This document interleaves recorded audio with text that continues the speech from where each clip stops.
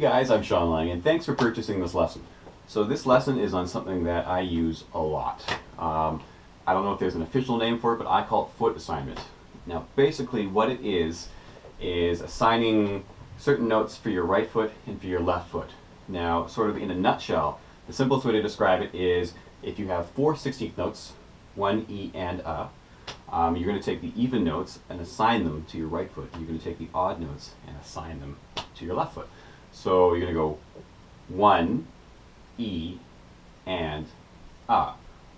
So if there's ever a note on the E or the A in a group of 16ths, the left foot is going to play it. All the ones and the ands, so all the counts, I guess you could say, all the counts and the ands are going to be played by the right foot. Now this doesn't apply to every single beat you'll ever play, because sometimes it just doesn't make sense. But when it does make sense, it makes the beats much simpler to pull off, I find, and it kind of creates a higher dynamic because each foot has its own role, and rather than a foot having to play multiple 16th notes in a row, it's only ever having to play 8th notes, 1 and 2 and 3 and E, E, E, So it will make those sort of technical, complicated runs a little bit louder in the bass drum actually, because each foot is able to really dig into that bass drum rather than just sort of tap dance off the top, which is cool, and you can get away with that with triggers, but you don't always want to rely on technology. Sometimes you want your technique to be able to do it. So like I said, this technique isn't useful for every single beat, but it's going to be useful for a lot, and I use it so much. It's great, and if you can add it to your bag of tricks, to your arsenal, then it's going to come in handy for you too. So let's check out the exercises.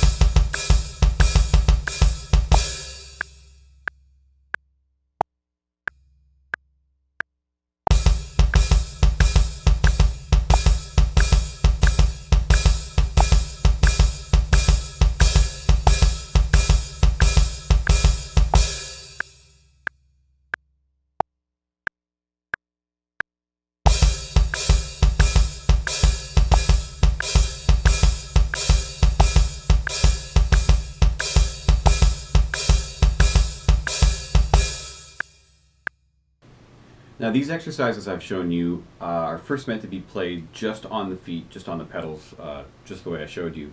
And then once you get comfortable with that, you can add in a backbeat on the snare. But it's going to be similar to all the other double bass lessons we've gone through so far, where you want to make sure that everything is very intentional and you want to feel every note. Some of the stuff is a little bit tricky at first, and you want to make sure that you're not getting by on flukes. You want to make sure that everything's happening for a reason. I say it a lot, it's super important though, guys. So yeah, once you feel comfortable with the patterns just on the feet, then start adding in a backbeat on 2 and 4, and then maybe try adding a backbeat on just count 3. Try to add a backbeat on 1, 2, 3, and 4. You can get a lot of different patterns out of this stuff and work your coordination all over the place just by changing where the backbeat is.